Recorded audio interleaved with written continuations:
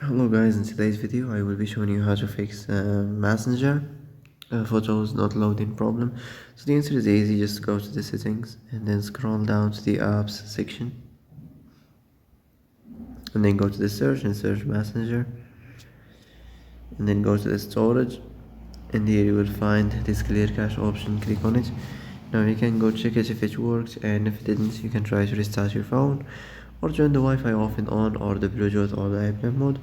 Also you can try to clear data, but be careful. If you clear data, all these applications data will be deleted. This includes all files, the settings, the accounts, the databases, etc. So be careful if you want to clear your data.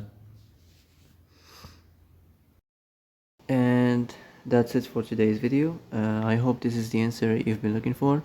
If you like this video, don't forget to like and subscribe, and see you in the next video. Thanks for watching.